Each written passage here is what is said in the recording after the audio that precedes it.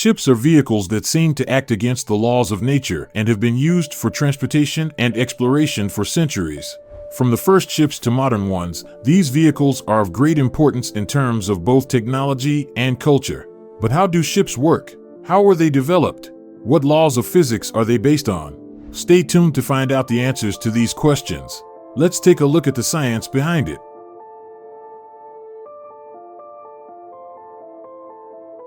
The first ships were built thousands of years ago, at a time when humanity was just beginning to explore and understand the vast expanse of the world's oceans. These early vessels were rudimentary by modern standards, but they paved the way for centuries of seafaring and exploration. The earliest ships were likely simple rafts or dugout canoes, made from logs or reeds lashed together with fibers or sinews. These vessels were used for fishing and transportation and allowed early humans to travel across rivers and along coastlines. As human civilizations grew and trade networks developed, ships became more sophisticated. One of the earliest known examples of a wooden ship was the Khufu ship, built in ancient Egypt around 2500 BCE. This ship was discovered in a buried pit near the Great Pyramid of Giza in 1954 and is believed to have been used to transport the pharaoh's body on the Nile River.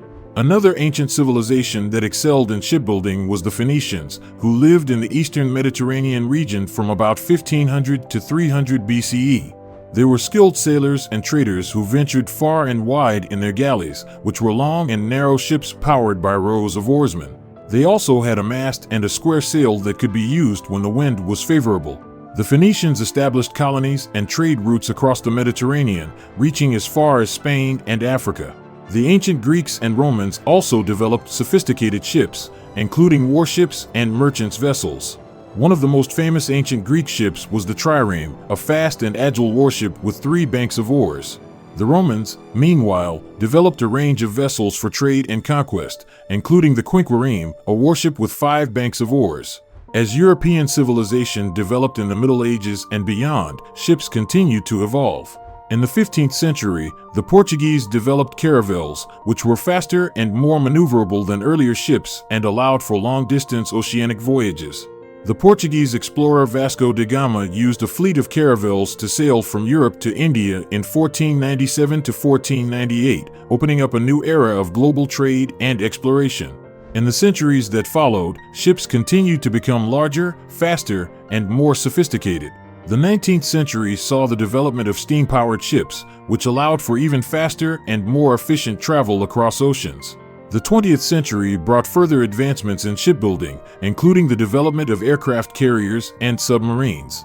Today, ships are large watercraft that can carry people or cargo across oceans, rivers, or lakes. They come in different shapes, sizes, and types, depending on their purpose and design. Some ships are used for transportation, trade, tourism, exploration, or warfare. Some ships are powered by sails, oars, engines, or nuclear reactors. Let's find out how the size of a ship is measured, which ship holds the record for being the biggest in the world, and what physics principles keep such a huge ship afloat on water.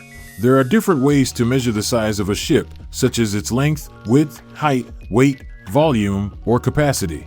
Depending on the criteria used, different ships may rank as the biggest in the world. The longest ship ever built was the Seawise Giant, a supertanker that measured 458.45 meters, 1,504 feet, from bow to stern. It was also the heaviest ship ever built, with a displacement of 657,019 tons, 724,239 tons. However, it was scrapped in 2010 after being damaged by Iraqi missiles during the Iran-Iraq War. The largest ship by gross tonnage, GT, which is a measure of the internal volume of a ship, is the Pioneering Spirit, a crane vessel that can lift and install oil and gas platforms. It has a GT of 403,342 and a length of 382 meters, 1,253 feet. It is also the largest ship by width or beam, measuring 124 meters, 407 feet, across. The largest ship by deadweight tonnage, DWT, which is a measure of the maximum weight of cargo and fuel that a ship can carry, is one of the Ever A-class container ships that belong to Evergreen Marine Corporation. These ships have a DWT of 235,579 tons, 259,752 tons, and a length of 399.9 meters, 1,312 feet.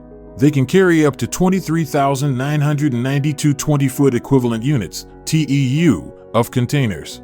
The largest and most powerful military ship in the world is the Gerald R. Ford-class aircraft carrier. This ship belongs to the U.S. Navy and is the first of its kind in a new generation of supercarriers. The Gerald R. Ford-class aircraft carrier is 337 meters long, 78 meters wide, and has a displacement of 100,000 tons. This ship can carry 75 aircraft and 4,660 crew members. It is also equipped with advanced radar, electronic warfare, and missile defense systems. One of the most impressive features of this ship is its new nuclear reactor design, which provides more power and efficiency than the previous Nimitz-class carriers. This allows the ship to operate for up to 25 years without refueling. It also enables the ship to support more advanced weapons and systems, such as laser weapons and railguns.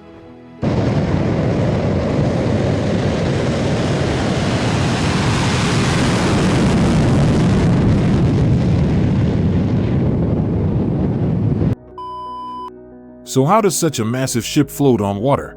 The answer lies in the principle of buoyancy, which states that an object immersed in a fluid experiences an upward force equal to the weight of the fluid displaced by the object. This means that if a ship weighs less than the water it displaces, it will float. If it weighs more than the water it displaces, it will sink. The key to making a ship float is to design it with a large hull that has enough space for air and cargo. The air inside the hull reduces the overall density of the ship and makes it lighter than water. The shape of the hull also affects how much water it displaces and how stable it is on water. A wide and flat hull displaces more water and provides more stability than a narrow and deep hull. However, there are also challenges and limitations to making a ship bigger and bigger. For one thing, bigger ships require more power and fuel to move and steer. They also face more resistance from water and air drag. Bigger ships also need deeper and wider ports and canals to dock and navigate. They may also pose more environmental risks in case of accidents or spills. Therefore, shipbuilders have to balance size and efficiency when designing ships for different purposes and markets. They have to consider factors such as cost, safety, speed, maneuverability, durability, and sustainability. They also have to keep up with technological innovations and market demands. In this video, we explored the science behind ships. Ships are one of the most obvious examples of how we can use the structure of nature to our advantage with humanity's curiosity and understanding of nature, even if they seem to contradict the laws of nature. Thanks for watching. Please don't forget to subscribe, like, and share with your friends. You can write your thoughts and ideas about the video in the comments. See you next time.